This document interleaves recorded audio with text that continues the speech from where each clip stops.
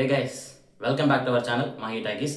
இன்னைக்கு நம்ம சேனலில் வேறு என்ன படம், தலைவரோட கூலி படத்தோட ரிவ்யூ தான் பார்க்க போகிறோம். லோகேஷ் கனகராஜ் டைரக்ஷனில் அனிருத்தோட மியூசிக்கில் தலைவர், நாகார்ஜுனா, சௌபின் சாகிர், பூஜா ஹெட்கி, ஸ்ருதிகாசன், சத்யராஜ் இப்படின்னு பல பேர் இன்க்ளூடிங் அமீர் கான் இத்தனை பேர் நடிச்சிருக்கிற கூலி படத்தோட விமர்சனத்தை இப்போ நம்ம பார்க்கலாம். அதுக்கு முன்னாடி ஒரு சின்ன செல்ஃப் ப்ரமோஷன் பாருங்கள். ராஜி கிராக்கர்ஸ் இந்த தீபாவளிக்கு வந்து பார்த்திங்கன்னா ஒரு சின்ன தொழிலுங்க. நல்ல குவாலிட்டியாக வந்து பட்டாசுகள் வந்து தயாரிக்கிறாங்க. அங்கே போயிட்டு வந்து சினிமா அப்படின்னு கோட் யூஸ் பண்ணிங்கன்னா 500 வந்து ஆஃபர் தராங்க. 10,000 ரூபாய்க்கு மேலே வந்து வாங்கினீங்கன்னா 1000 ரூபா ஆஃபரு.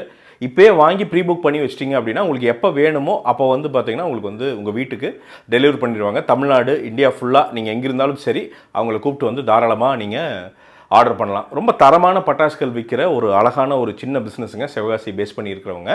ஸோ இந்த தீபாவளிக்கு சிறு தொழில்களை ஆதரிங்க. ராஜி கிராக்கர்ஸ்லேருந்து வந்து உங்கள் பட்டாசுகளை தயவுசெய்து வாங்குங்க. இப்போ நீங்கள் ப்ரமோஷன் பார்த்தது என்னோட பட்டாசு கடை தான். சிவகாசியில் நம்ம பட்டாசு கடை வச்சுருக்கோம். எல்லாமே குவாலிட்டியான கிராக்கர்ஸை பக்காவாக வந்து தமிழ்நாடு ஃபுல்லாகவே டெலிவர் பண்ணிகிட்டு இருக்கோம். கீழே டிஸ்கிரிப்ஷனில் நம்ம கடையோட வெப்சைட் லிங்க் கொடுத்துருக்கேன், போய் செக் பண்ணி பாருங்கள். உங்களுக்கு பிடிச்சிருந்ததுன்னா ஆர்டர் பண்ணுங்கள். நான் சொன்ன மாதிரி ஆகஸ்ட் மந்த்லேயே ஆர்டர் பண்ணிங்க அப்படின்னா ஃப்ரீ டெலிவரி பண்ணித்தரேன். செக் பண்ணி பாருங்கள். உங்களுக்கு பிடிச்சிருந்ததுன்னா மட்டும் வாங்குங்க. No let's get into the review of Coolie. கூலியை பொறுத்த வரைக்கும் எனக்கு ஃபஸ்ட்டு வந்து தலைவர் தாங்க. 75 இயர்ஸில் பார்த்தீங்கன்னா ஒருத்தர் எழுந்து நின்று நடக்கிறது அப்படிங்கிறதே வந்து ஒரு பெரிய விஷயம். இனிமேல் பார்த்தீங்கன்னா 75 இயர்ஸ் வரைக்கும் யாரும் இருப்பாங்களாங்கிறதுமே பார்த்தீங்கன்னா ஒரு பெரிய கொஸ்டின் தான். அந்த வயசில் ஒரு மனுஷன் வந்து இறங்கி ஆடி ஃபைட் பண்ணி சிம்பத்தியாக பார்த்தீங்கன்னா அதை ரிவ்யூ பண்ண விரும்பல. But even though we need to appreciate his efforts. அந்த வயசில் பார்த்தீங்கன்னா அந்த மனுஷன் அவங்களோட ஃபேன்ஸ்க்காக தான் அவ்வளோ உழைக்கிறாரு. செம 75 வருஷத்தில் 50 வருஷத்தை பார்த்தீங்கன்னா சினிமாக்கே கொடுத்துருக்காரு. அந்த ஒரு நோட்டத்தோட தான் கூலி படமும் ஆரம்பிக்குது. Title card. இன்னைக்கு ஒரு பெரிய ஹீரோ படம் அப்படின்னா டைட்டில் கார்டு ரொம்பவே ஒரு முக்கியமான ஒரு விஷயமா மாறிடுச்சு. இந்த டைட்டில் கார்டு அப்படிங்கிறத நம்ம நிறைய படங்களில் பார்த்ததுனால யூஸ்வலாக இருக்கிற மாதிரி ஃபீல் ஆனாலும் எனக்கு பர்டிகுலராக அந்த டைட்டில் கார்டில் ஒன்று ரொம்பவே பிடிச்சிருந்தது. ஐ அப்படின்னு ஒரு இது வரும், நீங்கள் நோட் பண்ணி பாருங்கள். அதில் தலைவரோட அந்த பழைய விண்டேஜ் வாக்கு, முள்ளும் மலரும் அந்த காளி அவரோட வாக்கில் எப்படி இருக்கும் அந்த மாதிரி ஒரு வாக்கோட வந்து ஒரு 1 ரூபி காயினில் ஸ்டார் மாதிரி போட்டு தலைவரோட படத்தை காட்டியிருப்பாங்க. தரமாக இருந்தது. அதுக்கு பின்னாடி பார்த்தீங்கன்னா அனிருத் பிரித்து எடுத்துட்டாரு. ஸோ அந்த ஒரு பாசிட்டிவான நோட்டோட தான் படம் ஸ்டார்ட் ஆகுது. அதுக்கடுத்து வைசாகில் நாகார்ஜுனா அஸ் சைமன். இந்த மனுஷனுக்கு வந்து லோகேஷ் கனகராஜ் பயங்கரமாக தீனி போட்டிருக்காரு. அவரோட ஸ்க்ரீன் ப்ரெசன்ஸும் சரி, ஒரு ஸ்வாகான ஒரு மேனரிசமும் சரி, படம் ஃபுல்லாக கொளுத்தி விட்டுருக்காருங்க நாகார்ஜுனா. சௌபின் சாகிரோட கேரக்டரும் அங்கேயே பார்த்தீங்கன்னா இன்ட்ரோ ஆயிடுது.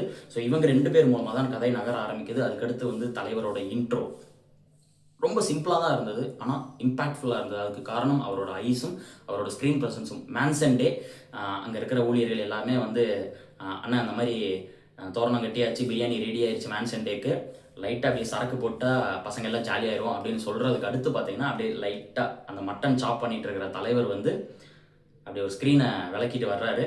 எல்லாருமே அதிர்ந்து விசிலடிக்கிற மாதிரி ஒரு ஸ்க்ரீன் ப்ரெசன்ஸு. இதுக்கு அடுத்து சிக்கிட்டு சாங் வருது. பயங்கரமாக பார்த்தீங்கன்னா அந்த சாங்கையுமே கொரியோகிராஃபி பண்ணியிருக்கிறாங்க. நிறைய இடத்துல பார்த்தீங்கன்னா ஒன்ஸ் மோர் அப்படின்னு கேட்டுகிட்டே இருந்தாங்க அந்த பாட்டுக்கு. அந்த பாட்டும் நல்லா இருந்தது. அதுக்கடுத்து மோனிகா சாங் வருது அந்த ஹார்பரில். அது வரைக்கும் படம் ஒரு ஆன் அண்ட் ஆஃபாக இருந்தது. அங்கங்கே நல்லா இருந்தது, அங்கங்கே ஏதோ கொஞ்சம் டிஸ்கனெக்ட் ஆகி போகுது, டிவியேட் ஆகி போகுது அப்படிங்கிற மாதிரி ஃபீல் ஆச்சு. அதுக்கடுத்தது வந்து இந்த படத்தை தூக்கி நிறுத்துகிற மாதிரி ஒரு பூஸ்ட் கொடுக்குற மாதிரியான ஒரு சீன் அப்படின்னா கண்டிப்பாகவே அந்த லேடிஸ் ஹாஸ்டல் சீனை நான் சொல்லுவேன். போய் பாருங்கள், தரமான சம்பவம். லோகேஷும் சரி, தலைவரும் பண்ணியிருக்காரு. தலைவர் வந்து அந்த பழைய விண்டேஜ் ஹியூமருக்குன்னே அவருக்கு வந்து ஒரு செட் ஆஃப் ஃபேன்ஸ் இருக்காங்க பார்த்தீங்களா, அதையும் சாட்டிஸ்ஃபை பண்ணியிருப்பார். அதே சமயத்தில் அந்த ஸ்டென்ட் கோரியோகிராஃபி பயங்கரமாக பண்ணியிருப்பாங்க. லோகேஷ் வந்து ரொம்பவே பார்த்து அந்த ஸ்டென்ட் சீனை வந்து கிராஃப்ட் பண்ணியிருப்பார். So one of the highlight scene இந்த ஃபர்ஸ்ட் ஹாஃப்னா கண்டிப்பாக அந்த லேடிஸ் ஹாஸ்டல் சீனாக இருக்கும். அதுக்கடுத்தும் படம் அங்கங்கே ஆன் அண்ட் ஆஃபாக இருந்தது. இந்த படம் முழுக்கவே எனக்கு என்ன பிரச்சனை இருந்தது அப்படின்னா, இது வந்து கம்ப்ளீட்டாக வந்து ஒரு லோகேஷ் டச்சில் வந்து இல்லாத மாதிரியே தான் ஃபீல் ஆகிட்டு இருந்தது இந்த படம் டில் ப்ரீ இன்டர்வல் வரைக்குமே. ஆஃப்டர் அந்த ப்ரீ இன்டர்வல் வந்ததுக்கு அப்புறம் தான் okay Lokesh is back with is bang அப்படிங்கிற மாதிரி அந்த விண்டேஜ் வைப்போட ஒரு இடத்துல பார்த்தீங்கன்னா படம் அப்படி இப்படின்னு மிதந்து போயிட்டு இருந்த போட்டை ஸ்டெடியாக கொண்டு வந்து நிறுத்தினாரு. இன்டர்வல் பக்காவாக பயங்கரமாக கிராஃப்ட் பண்ணி ஸ்கெட்ச் பண்ணியிருந்தாங்க அந்த விண்டேஜ் சாங்கோட. படத்தோட செகண்ட் ஹாஃப் ஒரு கியூரியாசிட்டி ஃபேக்டர் பார்த்தீங்கன்னா ஃபர்ஸ்ட் ஹாஃபில் மெயின்டைன் பண்ணிகிட்டே வருவாங்க. ஒரு இன்டர்வலில் பார்த்தீங்கன்னா ஒரு ட்விஸ்ட் வச்சு தான் முடிப்பாங்க. அந்த ட்விஸ்டோட போஸ்ட் இன்டர்வலுக்கு அப்புறம் படம் தொடங்குது. நமக்கு போஸ்ட் இன்டர்வல் ஆஃப்டர் ஒரு 20 மினிட்ஸ்லேயே நமக்கு தெரிஞ்சது ஓகே இதுதான் கதை போல அப்படின்னு. அதுக்கு அடுத்தது இந்த ரிவெஞ்ச் மோடு ஸ்டார்ட் ஆயிடுது. பட் இந்த ரிவெஞ்ச் மோடை எக்ஸைட்டிங்காகவும் என்கேஜிங்காகவும் லோகேஷ் கொண்டு வந்திருக்காரு பை ஆக்ஷன்ஸ். ஐ மீன் வைலண்ட்டான ஆக்ஷன் சீன்ஸ் எல்லாமே ஃப்ரெஷ்ஷாக இருந்தது, ரெஃப்ரெஷிங்காக இருந்தது. பார்க்கும்போது தலைவரோட எனர்ஜியும் அந்த ஆக்ஷன் சீன்ஸில் எல்லாத்துலேயுமே பக்காவாக இருந்தது. அவரோட அந்த மாஸ் மூமெண்ட்ஸ், நிறைய மாஸ் மூமெண்ட்ஸை வந்து செகண்ட் ஹாஃபில் தான் ஒழிச்சு வச்சுருக்காரு லோகேஷ். லைக் நெல்சன் மாதிரி. நான் தான் சொல்கிறேன்ல, இந்த படத்தில் வந்து லோகேஷோட டச் அப்படிங்கிறது வந்து ரொம்பவே கம்மியாக இருந்தது. ஈவன் தான் விக்ரம்லையுமே நம்ம கமல் சார் அவர்கள் வந்து இன்டர்வலில் தான் காமிச்சிருப்பார். அதுக்கடுத்து தான் நிறைய சீன் வர மாதிரி இருக்கும். பட் ஓவராலாகவே தலைவர்னாலே மாஸ் மூமெண்ட்ஸ் இருக்கணும். அந்த விதத்தில் பார்க்கும்போது ஃபர்ஸ்ட் ஹாஃபில் வந்து பெரிய லெவலில் அந்த மாஸ் மூமெண்ட்ஸ்லாம் எல்லாம் அந்த லேடிஸ் ஹாஸ்டல் சீன் நல்லா இருந்தது. செகண்ட் ஹாஃபில் நிறைய மாஸ் மூமெண்ட்ஸான வயலன்ஸ் சீன்ஸ் எல்லாமே இருந்தது. ஏன் இந்த படத்துக்கு சர்டிஃபிகேட் கொடுத்தாங்க அப்படிங்கிறதும் நீங்கள் செகண்ட் ஹாஃப் பார்க்கும்போது தெரியும். இந்த செகண்ட் ஹாஃபில் இமோஷனல் சைடுக்குலாம் வேலையே கிடையாது. ஏன்னா ஃபர்ஸ்ட் ஹாஃப்லேயே அது எல்லாத்தையுமே பண்ணிட்டாங்க. இந்த முடிச்சு அவுக்கிற மாதிரியான விஷயங்கள் மட்டும்தான் செகண்ட் ஹாஃபில் இருந்தது. லோகேஷ் கனகராஜை பொறுத்த வரைக்கும் ஆக்ஷன் சீனை எப்படி வந்து வாங்கணும், அதை எப்படி வந்து நம்ம விஷுவலாக காமிக்கணும் அப்படிங்கிறதுல வந்து ரொம்பவே ஃபோக்கஸ் பண்ணியிருக்கார். பட் ஈவன் தோ எனக்கு என்ன தோணுச்சுன்னா, எமோஷனல் சைடு செகண்ட் ஹாஃபில் ஆடியன்ஸ் கூட கனெக்ட் ஆகிற லெவலுக்கு இன்னும் ஒர்க் பண்ணியிருக்கலாம். ஏன்னா அது மட்டும் கிளிக்காக இருந்தது அப்படின்னா இந்த படம் வேற லெவலில் இருந்திருக்கும். அந்த இது வந்து ஒரு மைனஸாக தான் நான் பார்க்குறேன். கிளைமேக்ஸ் நமக்கு இதுவே தெரியும், இதுதான் ப்ரெடிக்டபிள் அப்படிங்கிற மாதிரியான ஒரு ஃப்ளோவில் தான் இருந்தது. நான் சொன்ன மாதிரி இந்த ஓவரால் படத்தையுமே தூக்கி நிறுத்துறது அப்படிங்கிறது லோகேஷ் கனகராஜோட ஒரு அளவுக்கு ரைட்டிங் இருந்தாலும், தலைவரும் நாகார்ஜுனாவோட ஸ்வாகியான மேனரிசம்ஸ், அனிருத், இவங்க தான் இந்த கூலியை எடுத்து நிப்பாட்டியிருக்காங்க அப்படின்னு தான் சொல்லணும். ஓவரால் இந்த படம் எப்படிடா இருக்குது அப்படின்னு கேட்டிங்கன்னா, ஒரு சாட்டிஸ்ஃபேக்டரியான film if you are going with low hype. ஏன்னா இந்த படம் பார்க்குறதுக்கு முன்னாடி நான் எடுத்த பெஸ்ட் டிசிஷன் ஒரு லோ ஹைப்போட தான் போனேன். அந்த விதத்தில் எனக்கு இந்த படம் ஒரு சாட்டிஸ்ஃபேக்டரியான ஒரு ஃபீலை கொடுத்தது. கண்டிப்பாக ரஜினி சாரோட எனர்ஜெட்டிக்கான ஒரு ஸ்க்ரீன் ப்ரெசன்ஸு, இது எல்லாமே பார்க்கும்போது ஒரு கம்ப்ளீட்டான ஒரு சாட்டிஸ்ஃபைங் ஃபீல் இருந்தது. இந்த படத்துக்கு நம்ம சேனலோட ரேட்டிங் 3.25 அவுட் ஆஃப் 5. செக் பண்ணி பாருங்கள். அதே மாதிரி நான் சொன்னதை மறந்துடாதீங்க, பட்டாசு கடை நம்மளோட லிங்க், நம்ம கடையோட வெப்சைட் லிங்க் கீழே கொடுத்துருக்கேன்.